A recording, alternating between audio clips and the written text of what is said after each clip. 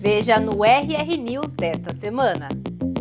Setor de aviação agrícola quer ampliar participação no mercado. Araucária de 700 anos é clonada no Paraná. Safra de trigo deve manter a área cultivada em São Paulo. Cuidados para não comprar um azeite que não é azeite. Começa agora o RR News, o seu jornal semanal do agronegócio.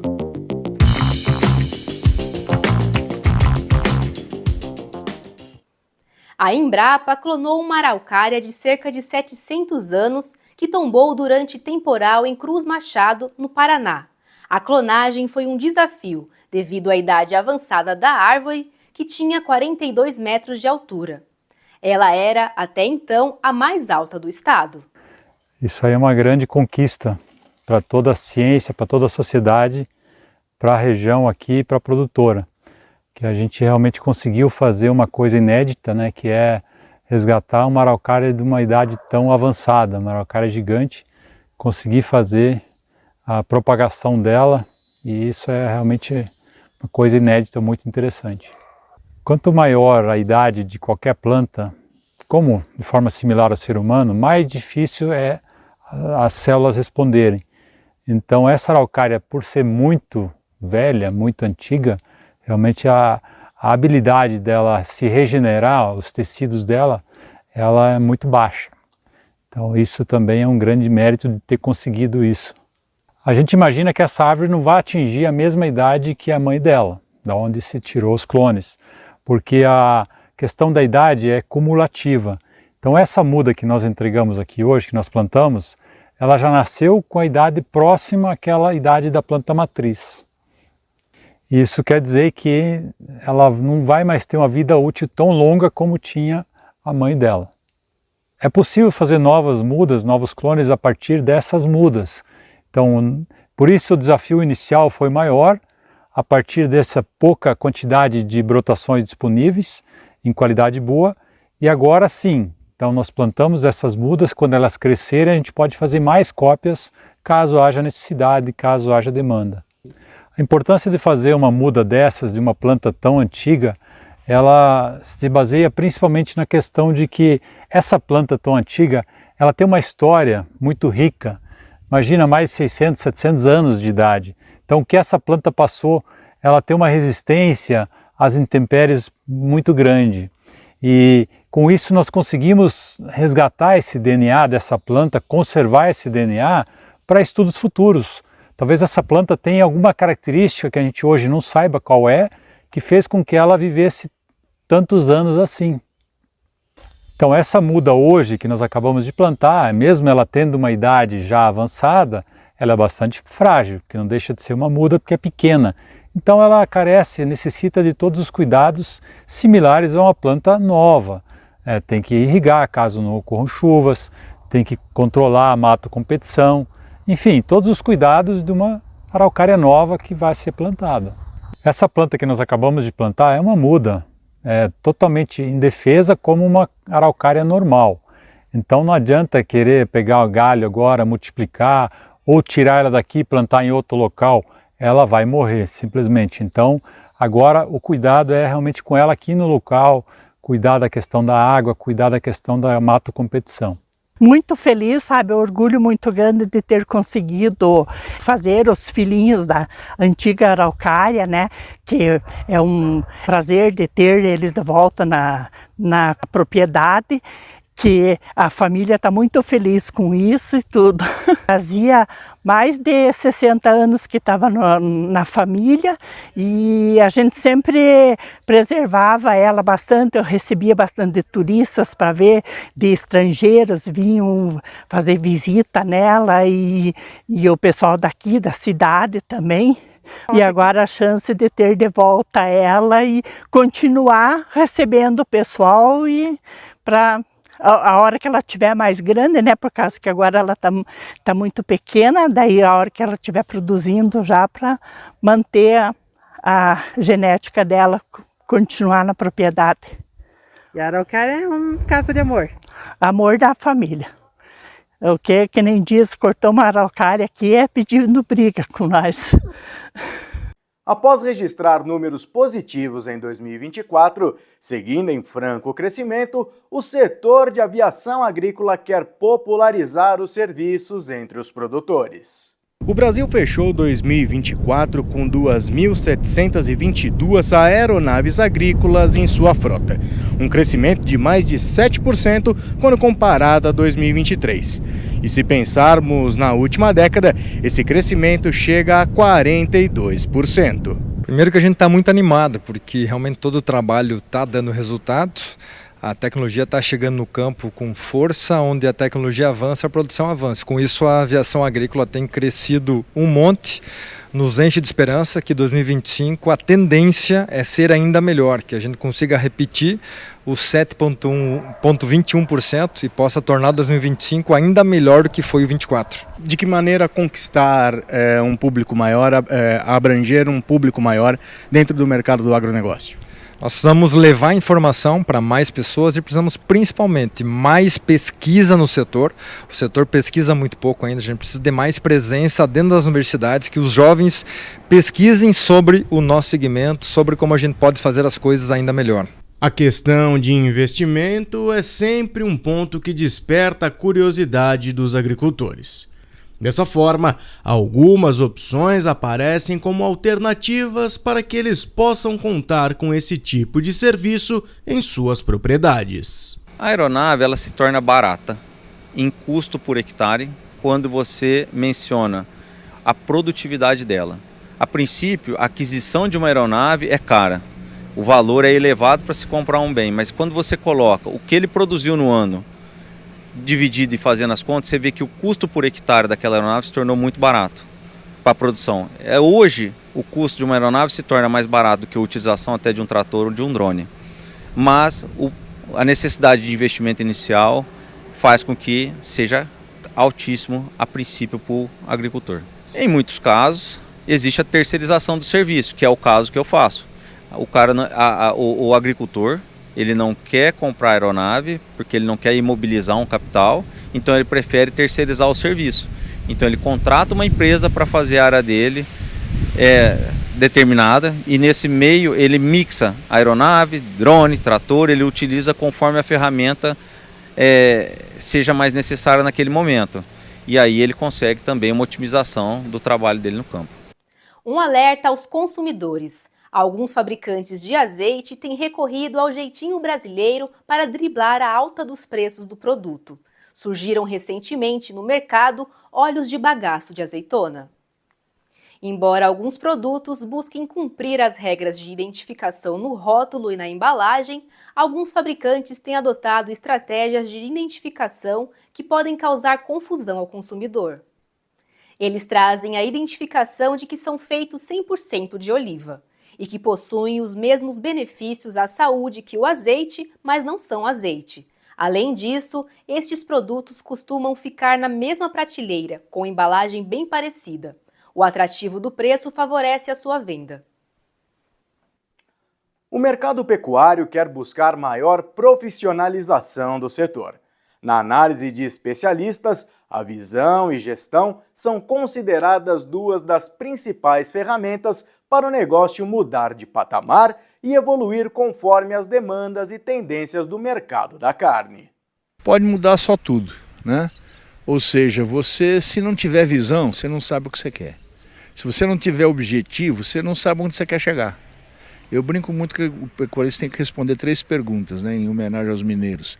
Quem coçou, oncotô e poncovô, tá? Você tem que saber quem você é, qual é a sua condição, no que você pode melhorar, mas você precisa saber o que você quer. E isso é extremamente importante. E gestão hoje é a palavra que nem sei se está sendo usada adequadamente, mas ela é essencial. Eu brinco que o melhor empresário é o padeiro, que ele pode ser analfabeto, mas ele tem que saber fazer pão no preço certo, na qualidade certa, na temperatura certa, na quantidade certa, senão ele quebra numa semana. E é isso que o pecuarista não faz conta. Então gestão e tecnologia, não precisa ser tecnologia sofisticada, tem que ser tecnologia adequada ao sistema dele. Todo mundo vai atrás de quem paga, né? Eu trabalho um pouco no Paraguai, lá o boi que vai para abate é boi de 15, 16 arrobas, e acabou-se. Então vamos pegar um boi que chegue mais cedo nesse negócio e terminou, acabou. Então é muito fácil fazer, esse tipo de adequação é muito fácil de fazer. E eu acho que a gente tem que estar de olho no mercado, confiar nos parceiros industriais, isso é um problema sempre, e trabalhar de maneira adequada para aquele objetivo. É isso que eu estou falando, tem que ter um objetivo antes de mais nada. Um lobo-guará, espécie rara e vulnerável, foi avistado na última semana perambulando pelas ruas de Foz do Iguaçu. Câmeras de segurança captaram imagens do animal explorando áreas urbanas. Batizado de Ibipiru, que em tupi significa desorientado, o jovem macho de 26 anos protagonizou uma operação de resgate delicada. O animal foi encaminhado ao refúgio biológico de Bela Vista, Itaipu, onde recebeu atendimento veterinário. A gente não sabe exatamente por que esse animal apareceu aqui. Talvez ele tenha uns 2 anos, mais ou menos, é um jovem macho. Talvez um jovem macho dispersando. Essa coisa do desmatamento e da destruição dos hábitats acaba pressionando os animais para áreas que na verdade não são áreas de ocorrência. Então, mas não é a primeira vez que um lobo-guará é registrado aqui em Foz do Iguaçu, mas não é uma área de ocorrência do animal. Então isso é realmente bem raro.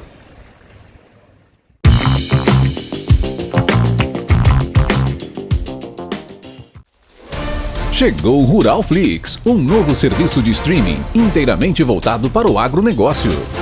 Nele, você vai assistir todo o conteúdo produzido pela equipe da Revista Rural, organizado por assunto e área de atividade.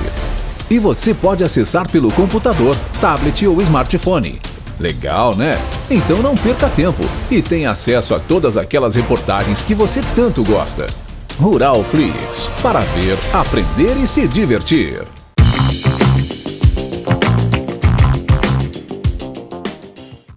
A indústria nacional vem desenvolvendo novas soluções para a proteção solar das plantas. A demanda visa manter a sanidade e qualidade de diversas culturas espalhadas pelo Brasil. É um pouco diferente, porque se a gente pensar em planta, é uma coisa resistente, que fica no tempo e que tudo bem. E não é verdade, né? Existem plantas que têm uma capacidade fotossintética não tão eficiente, né? Um exemplo, para exemplificar, o café, a capacidade fotossintética dele é muito menor do que a planta do milho. Então é onde, às vezes, nesses períodos de alta luminosidade, esse mês de março que está com...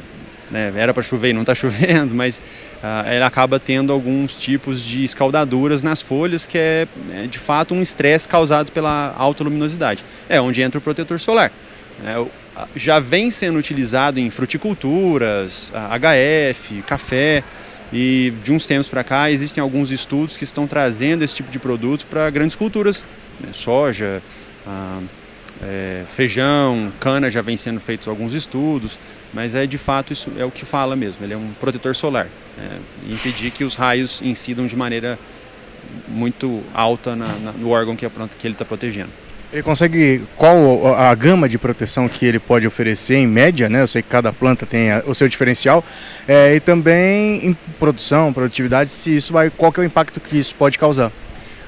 Frutos tem uma relação interessante. Manga, que eu falei que eles fazem uma por uma para proteger, para não dar aquela queimadura na casca, para não ficar feia.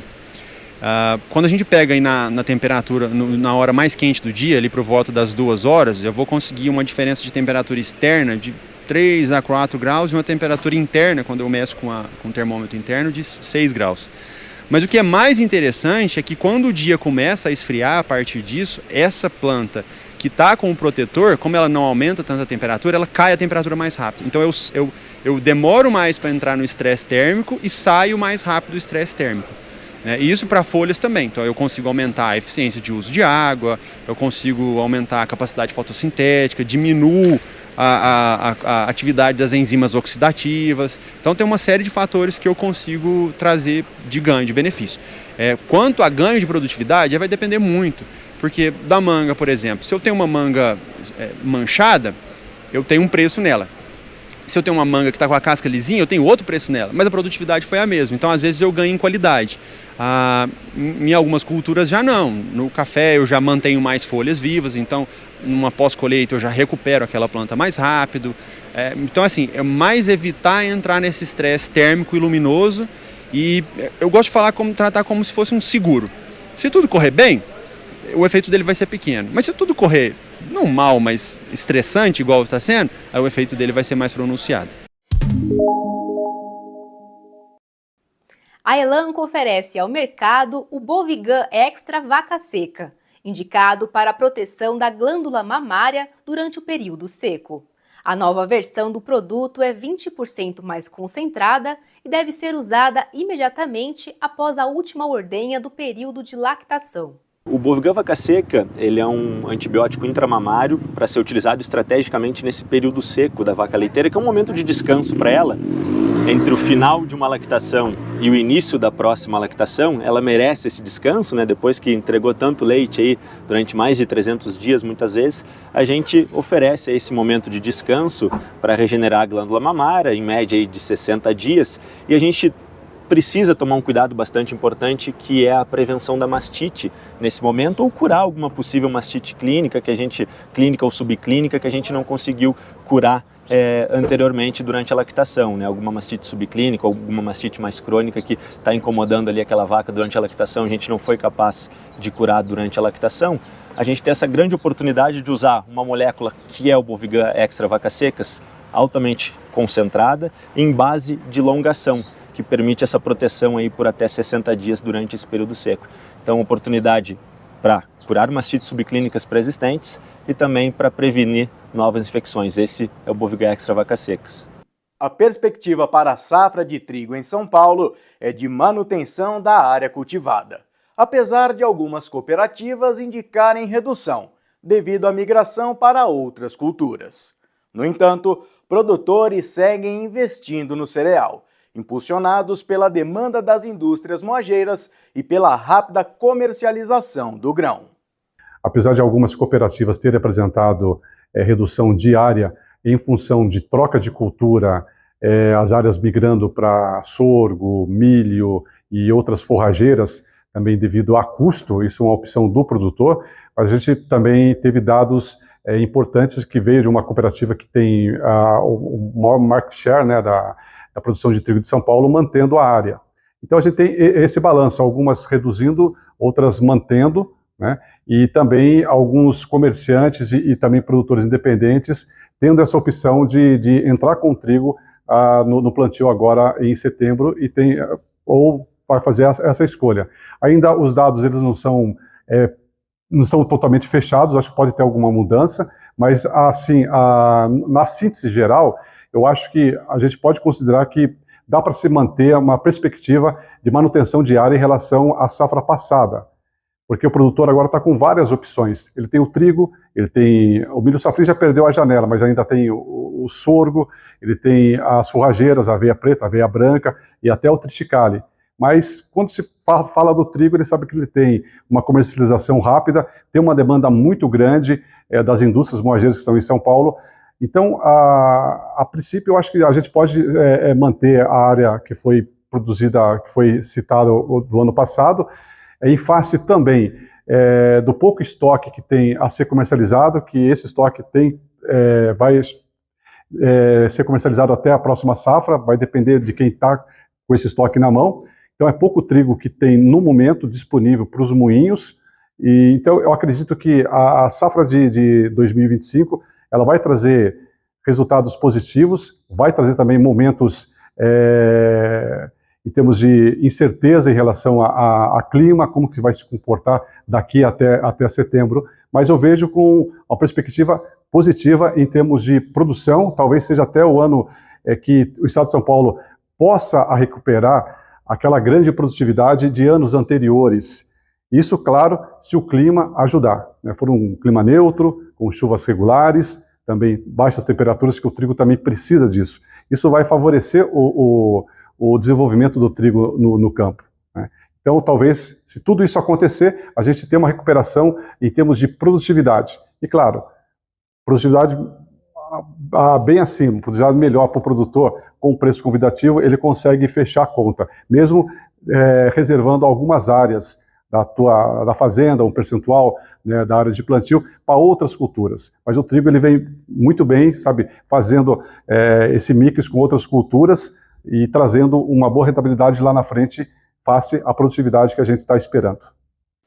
Um vídeo do sistema CNA Senar mostra como utilizar técnicas de corte seguras com motosserra. O instrutor aborda todos os requisitos obrigatórios de segurança, além da escolha das ferramentas adequadas. Falando sobre os EPIs ao qual o motosserrista tem que usar. Então, uma botina com bico de aço, né, ou bico de nylon, uma calça anticorte de 8 a 10 camadas de fibra, um capacete com viseira de tela e abafador de ruídos, um óculos anti-embaçante, anti-risco e uma luva para operação. Esses são os EPIs adequados para um operador de motosserra. Bom, primeiro, antes de iniciar o trabalho, para que ele seja seguro, nós temos aqui uma árvore de 30 centímetros, aproximadamente, e temos aqui uma árvore de 60 centímetros. São duas árvores bem distintas no diâmetro e na altura. Para essa árvore de diâmetro de 30, nós vamos usar uma motosserra de baixa cilindrada. Eu não preciso manejar uma motosserra de alta cilindrada numa árvore pequena. Bem, então, que técnica nós usamos para saber se a motosserra vai conseguir cortar com segurança? Nós usamos essa técnica aqui, que o sabre, ele atravessa o diâmetro da árvore. Então, eu sei que essa motosserra, com esse comprimento de sabre, ele vai fazer um trabalho seguro, então.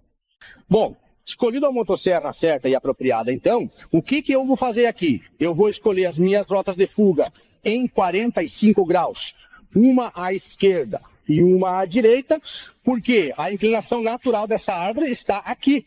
Se eu precisar correr por alguma razão, a minha rota de fuga, a minha segurança, a segurança do operador e de toda a equipe que estiver acompanhando, são nessas duas rotas de fuga aqui. E a gente vai iniciar, então, com o entalhe direcional, que é 1/3 do diâmetro da árvore.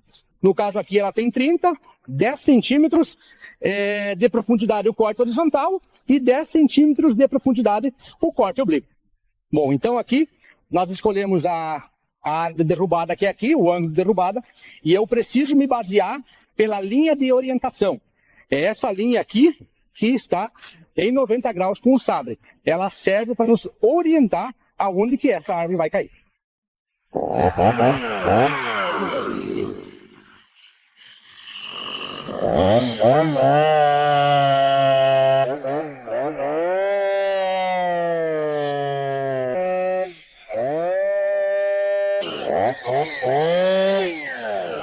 Então aqui, o que nós fizemos aqui? Nós fizemos a abertura do entalhe direcional. Tá? Então o que nós fizemos aqui, 1/3 do diâmetro da árvore, mais ou menos 10 centímetros, e eu coloquei aqui o sabre na lateral para que também dê 10 centímetros, porque esse corte aqui, ele tem que fechar 45 graus de abertura, senão corre-se o risco dessa árvore fechar no corte, lascar e machucar o operador e todas as pessoas que estão envolvidas.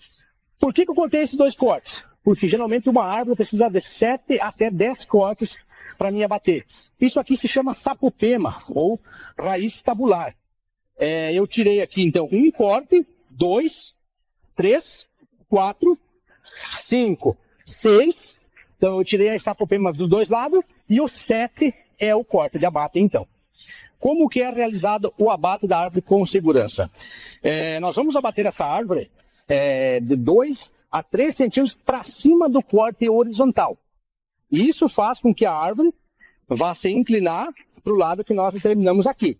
Se eu cortar no mesmo plano aqui, a probabilidade dessa árvore voltar para cima do corte, ela é grande. Então nós não podemos correr esse risco aqui. Então nós vamos cortar 1/10 do diâmetro dela, mais ou menos uns 3 centímetros aqui, para que as fibras possam puxar essa árvore para o corte inicial, então. Interessante aqui, sempre que for fazer trabalhos com motosserra, sempre lembrar do freio. Toda vez que nós parar uma ação para avaliar melhor a árvore, em qualquer trabalho que for fazer nela, nós travamos a motosserra. Por quê? A corrente está freada aqui. Se eu destravar a motosserra, liberou a corrente. Então, se essa motosserra estiver ligada ou desligada, qualquer ação que eu for fazer, eu sempre lembro de travar a motosserra, eu estou seguro aqui.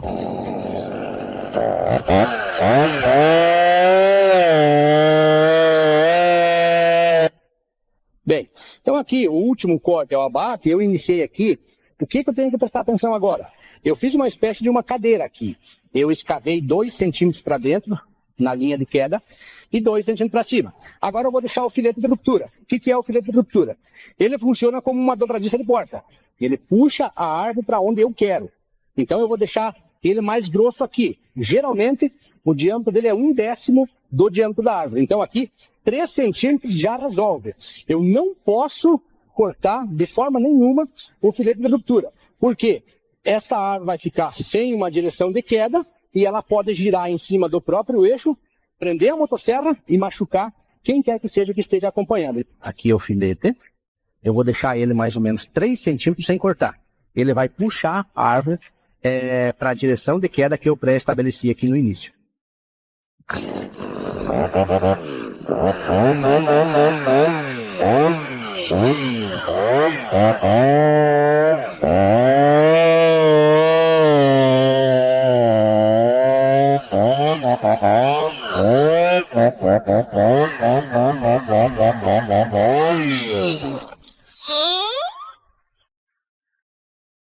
Para assistir na íntegra aos vídeos do concurso do sistema CNA-Senar, basta utilizar o QR Code que está na tela.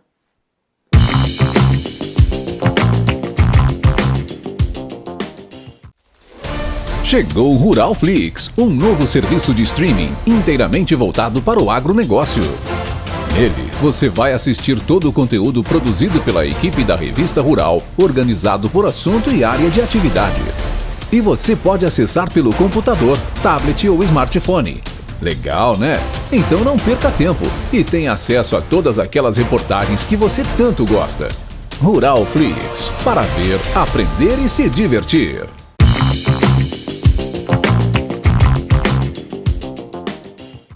As chuvas têm atrasado a colheita da soja e aumentado a ocorrência de grãos ardidos, afetando a qualidade e o valor da produção. A ocorrência de grãos ardidos ela já é um problema recorrente no cerrado brasileiro, principalmente porque as operações de colheita na cultura da soja elas tendem a ocorrer nos meses de maior precipitação pluviométrica, que são o final do mês de dezembro, o mês de janeiro e o mês de fevereiro. E esses grãos ardidos eles vão causar uma série de prejuízos ao produtor, primeiramente no momento da comercialização, em que o produtor irá sofrer um desconto proporcional ao percentual de grãos ardidos. Além disso, se esse percentual exceder os limites estabelecidos por lei, ele não poderá comercializar esses grãos, tendo que direcionar essa produção para outros usos.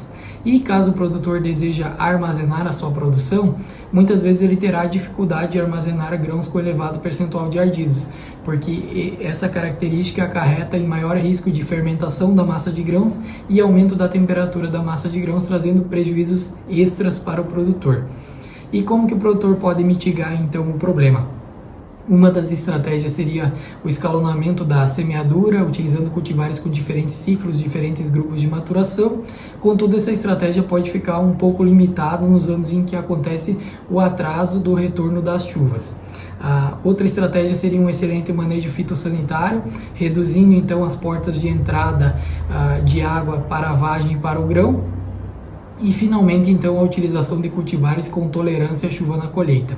Cultivares que apresentam a tolerância à chuva na colheita tendem a ter a espessura dos tecidos que formam a vagem mais espessos, e também tendem a apresentar maior teor de lignina e maior espessura do tecido que compõe o tegumento da semente.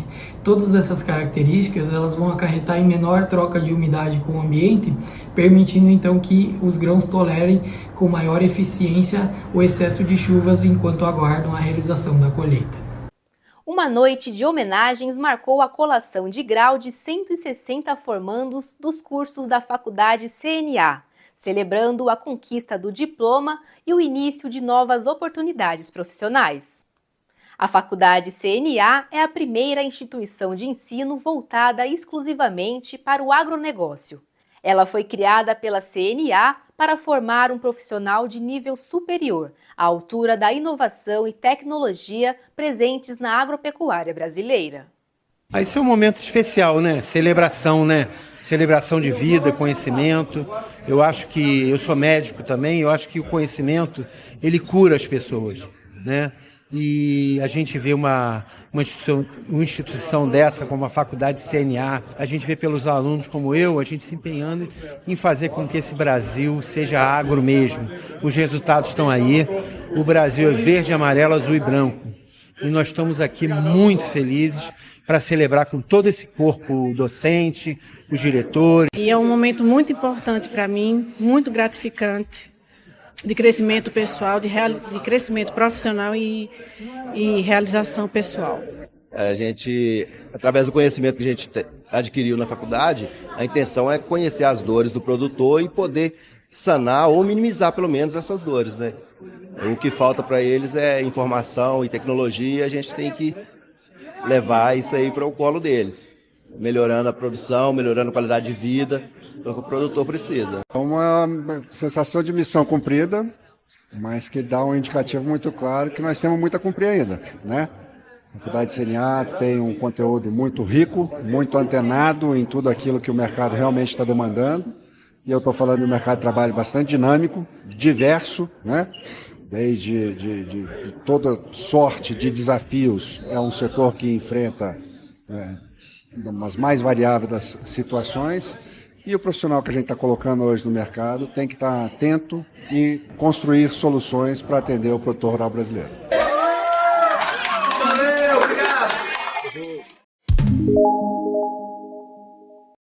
Aumentando o portfólio e atendendo novos segmentos como jardinagem e construção civil, a Branco Motores passa por uma reformulação em sua identidade. E a partir de agora, assume um novo nome, Branco. A Branco é uma marca que já tem quase 90 anos de história, faz 90 anos ano que vem. E até então ela era chamada de Branco Motores e a gente vem numa pegada muito grande de lançamento, novos produtos, e a gente parou e pensou, bom, não é mais Branco Motores. A gente é Branco Geradores, Branco Motobomba, Branco Lavadora de Alta Pressão, somos muitas, e por isso a gente decidiu que era o momento de parar, estudar, conhecer um pouco mais os clientes, a marca e tudo mais, e reformular e decidir para que caminho que a gente seguir. Então, qual branco a gente seria a partir de então, né? Se a gente deixaria de ser Branco Motores, seríamos Branco o quê? E aí, a gente fez todo um estudo para entender e conseguir chegar na melhor fórmula ali de como a gente seria nominado e qual que seria essa transição de marca. A gente tinha muita preocupação nessa mudança de marca, do caminho que a gente ia seguir, primeiro por questão do nosso nome, que o nome por si só, Branco, ele é um nome difícil de ser colocado muitas vezes, porque a gente sabe que existem muitos cunhos diferentes que podem ser interpretados de uma maneira talvez até errada, né? Então a gente tinha essa preocupação e a gente foi estudar, ver benchmark de mercado de outras marcas em outros segmentos que acabaram por fazer também essa transição de nome. A gente ficou quase um ano estudando, conhecendo o mercado, vendo como outros fizeram. A gente vê alguns casos de mercado de gente que fez a transição e deu muito certo, mas casos também que fizeram a transição e tiveram que voltar atrás, porque acabou sendo mal entendido no mercado, o cliente não se identificou com a marca, que eu acho que esse que era o ponto, e o nosso medo maior era o cliente não se reconhecer mais como um consumidor dessa marca pelo simples fato de fazer uma alteração do nome. E aí, como a Branco vem numa crescente, conforme eu falei, muito grande de lançamentos, bom, se a gente lançar como Branco Equipamentos, a Branco é muito mais do que só equipamento hoje. O nosso propósito é oferecer soluções para o mercado. Então, equipamento limitaria, ferramentas limitaria. Então, a gente fez esse estudo, entendeu bem, a gente entendeu como que outras marcas trabalharam isso para ficar bem posicionado, para então a gente fazer a nossa alteração. Fazer uma mudança de marca como essa não é simplesmente chegar e falar, a partir de amanhã não somos mais Branco Motores, somos Branco. Mas sim ter uma estratégia de comunicação muito alinhada por trás, envolvendo tanto as pessoas internas, colaboradores, que são partes fundamental desse trabalho, quanto os nossos parceiros de negócio e consumidores final.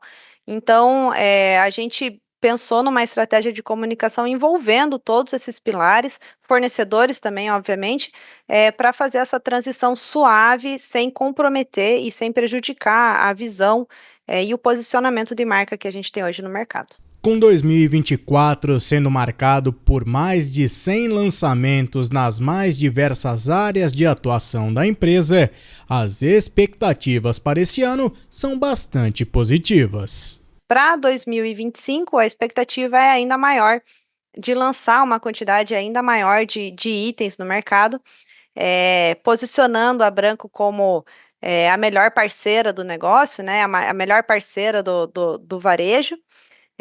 Não posso falar muito, não posso dar muito spoiler aqui do que vem pela frente, mas eu posso garantir que tem muito lançamento legal. Um dos que eu posso mencionar já é a nova linha de lubrificantes.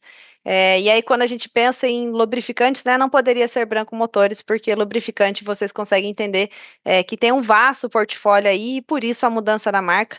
Esse é um dos lançamentos que vocês vão ver muito provavelmente com vocês aí que estão assistindo a gente em primeira mão, a nova linha de lubrificantes, mas para esse ano tem muita coisa boa vindo, e a expectativa é a gente continuar na crescente que a empresa já vem dos últimos anos, né, nessa crescente que a empresa já vem nos últimos anos, trazendo muita novidade no mercado. A gente vai estar na AgriShow, então quem puder, fica aí o convite para ir lá e ver. Tem muita novidade legal para o agronegócio, mas também a gente vai ter esses lançamentos para casa e construção que vocês vão poder ver lá.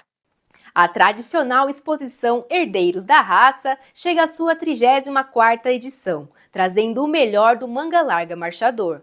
O evento, que acontece em Belo Horizonte entre os dias 2 e 6 de abril, será realizado no Parque da Gameleira. Com quase 100 anos de história, o parque é um símbolo da cultura mineira, sediando eventos agropecuários, leilões e provas, que exaltam a tradição rural do estado. A colheita do arroz no Rio Grande do Sul continua a avançar, atingindo 39,63% da área semeada no estado. De acordo com os dados do Instituto Rio-Grandense do Arroz, já foram colhidos mais de 385 mil hectares. A fronteira oeste segue liderando a colheita, com 60,2% da área semeada já colhida. O RR News vai ficando por aqui. Uma ótima semana para você e até a próxima!